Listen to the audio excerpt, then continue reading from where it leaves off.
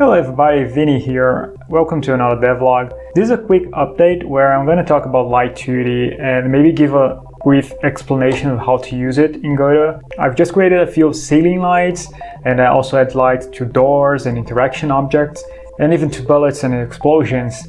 Let me show you what I did to achieve that. One thing you can do is use a canvas modulate to make your scene darker.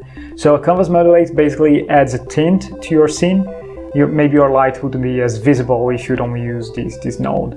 One thing to note is that the canvas modulate only adds the tint to the current canvas. So as you can see, I have a parallax background, and each parallax layer is a different canvas, so this darkness is not applied to the background. Okay, so after adding the canvas modulate, I added the ceiling lights. For the ceiling lights, I added a Light 2D node, and a Light 2D node requires a sprite to use to give the shape of the light. Yeah, it looks good, but then I felt it was too harsh, so I went back to GIMP and I smoothed the edges. So as you can see, the lights now is barely noticeable, but that was what I was going for.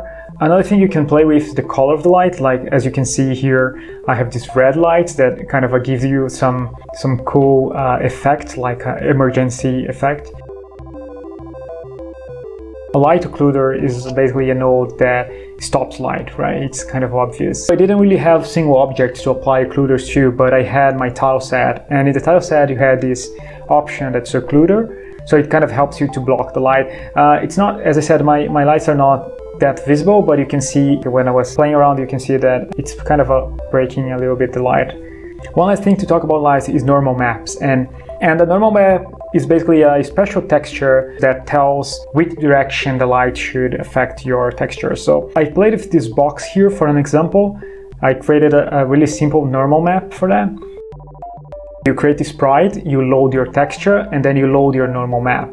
And you can see the difference, like without the normal map, the light in your sprite is kind of flat, and then when you add the normal map, you get this 3D looking interaction between the light and your sprites.